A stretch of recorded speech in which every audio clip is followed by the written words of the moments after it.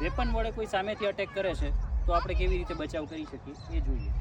કોઈ વેપન વડે આપણા શરીર પર વાર કરે છે તો કેવી રીતે બચાવ કરવો. પહેલાં કમરથી ઉપરના ભાગ પર વાર કરે છે તો કેવી રીતે બચાવ કરી શકીએ એ જોઈએ.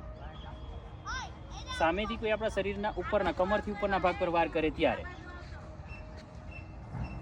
બ્લોક કરવાનો છે, એક્સ બ્લોક. એમના વેપનનો નોક ઉપરનો જે ટો છે એ પકડવાનો છે. હાથને મજબૂત સાઈડ વાળી દેવાનું છે. મજબૂત સાઈડ વાળી દેશો એટલે વેપન તમારાથી દૂર, તમારી રેન્જથી દૂર થઈ જશે. એમનો હાથ વળી જશે. હવે વળેલા હાથને તમારે ફેરવવાનું છે ખંભાથી. જેટલું ફેરવશો એટલું એમનું શરીર ફરશે અને વેપન છે એને વાળીને છોડાવવાની ટ્રાય કરવાની છે એટલે વેપન એમના હાથમાંથી પડી જશે. ફરીથી જોઈએ. સામેથી કમરથી ઉપરના ભાગ પર કોઈ વેપનથી મારે છે ત્યારે બ્લોક કરવાનું છે, એક્સ બ્લોક. વેપનનો ઉપરનો નોક પકડવાની છે. એમના હાથને મજબૂત સાઈડથી વાળી દેવાનું છે. હાથને ખંભા પર પ્રેસ કરી ખંભાથી વાળવાનો પ્રયત્ન કરવાનો છે અને ઉપરનો હાથ જે છે એને છોડાવવાની ટ્રાય કરવાની છે. છૂટી જશે, વેપન એમનું પડી જશે. નેક્સ્ટ, જ્યારે કમરના ભાગે અથવા પેટના ભાગે કોઈ વેપન મારવાની ટ્રાય કરે છે, સીધું અટેક કરે છે ત્યારે ક્રોસ એક્સ બ્લોક જ પણ ડાઉન એક્સ બ્લોક. નીચેથી વેપનને પકડવાનું છે. વેપનનું હેન્ડલ પકડી સીધો એમનો હાથ વાળી દેવાનો છે. હાથ વળી જશે એટલે એમનું શરીર ઊંધું થઈ જશે. વેપનની જે હેન્ડલ છે એ તમારા હાથમાં આવી જશે. પછી વેપન તમારા હાથમાં છે. જેવી રીતે એમને ટ્રીટ કરવા છે એવી રીતે તમે ટ્રીટ કરી શકો છો. ફરીથી એકવાર જોઈએ. જ્યારે સીધું વેપન મારે છે ત્યારે ક્રોસ કરવાનું છે. વેપનનો છેડો પકડવાનો છે. હાથને વાળવાનો પ્રયત્ન કરવાનો છે જેથી હાથ વળી જશે. એમનું શરીર ઊંધું થઈ જશે. વેપન તમારા હાથમાં આવી જશે. પછી તમે એમની ગરદન પર રાખી શકો છો અથવા એમને મારી શકો છો અથવા કોઈ પણ રીતે તમે એમને ટ્રીટ કરી શકો છો. હવે વેપન સાઈડ પરથી કોઈ લસરકો મારે છે, સાઈડ પરથી મારે છે ત્યારે કેવી રીતે તમારો બચાવ કરવો. સાઈડ પરથી મારે છે, ફરીથી સાઈડ પરથી મારે છે ત્યારે બ્લોક કરવાનો છે. સિંગલ હેન્ડ બ્લોક કરવાનું છે. હવે મજબૂત હાથને એમના ખંભા અથવા બાજુ કોણી પર મારવાનો છે. ખંભા પર અથવા કોણી પર મારવાનો છે પણ વેપન તમારાથી દૂર રાખી. ફરીથી જોઈએ. સાઈડ પર મારે છે ત્યારે બ્લોક કરવાનો છે. કોણીથી ઉપરનો ભાગ પકડવાનો છે. એમના ખંભા અથવા કોણી પર મજબૂત હાથ વડે મારવાનું છે જેથી એમનો હાથ નિષ્ક્રિય થઈ જશે અને તમારો બચાવ થઈ જશે. આ સામેથી વેપન વડે મારે છે તો છોડાવવાની રીત. હવે ગરદન પર વેપન રાખેલું છે ત્યારે કેવી રીતે તમે છોડાવી શકો છો એ જોઈએ.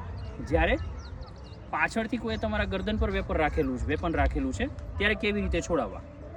પાછળથી ગરદન પર વેપન છે, ધારદાર વેપન છે અને મોટાભાગે એવી ચિંતા હોય છે કે ધારદાર વેપન છે એટલે આપણું મૃત્યુ થઈ જશે, ગળું કપાઈ જશે અને આપણે મરી જશું. પણ એ સિચ્યુએશનમાં આપણે બચાવ કેવી રીતે કરી શકીએ.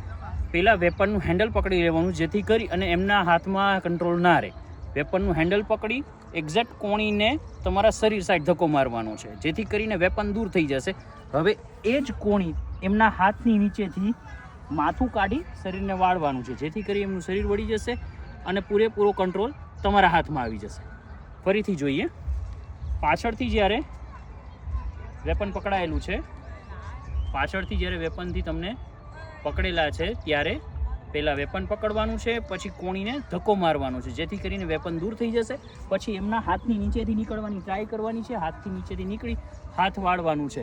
આ પૂરો કંટ્રોલ તમારા હાથમાં હશે. એમના વેપનથી તમે દૂર હશો. આ વેપનથી છૂટવાની રીતો છે. હવે સામેથી કોઈ તમને પકડેલા છે અને ચૂંદડી વડે કેવી રીતે તમે છોડાવી શકો છો એ રીત જોઈએ.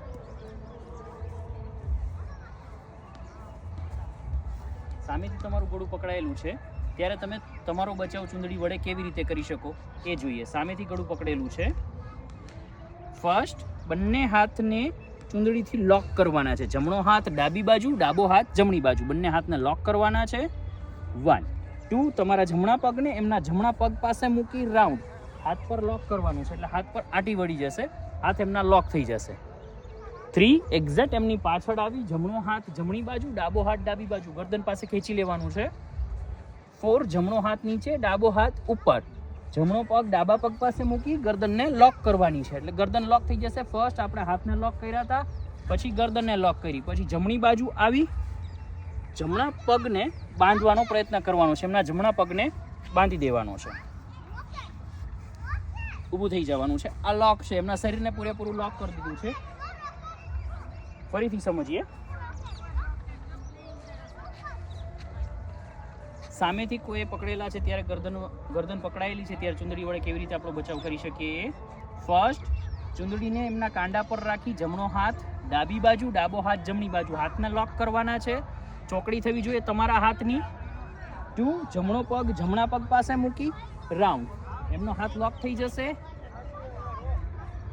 3, એક્ઝેક્ટ જમણી સાઈડથી એમની પાછળ જવાનું છે. જમણો હાથ છે એ જમણી બાજુ, ડાબો હાથ ડાબી બાજુ ગરદન પાસે ખેંચી લેવાનો છે.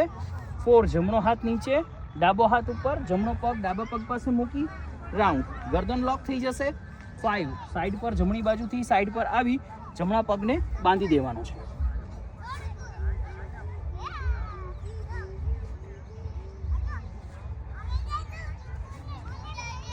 આ ચુંદડી વડે શરીર છોડાવવાની રીત છે.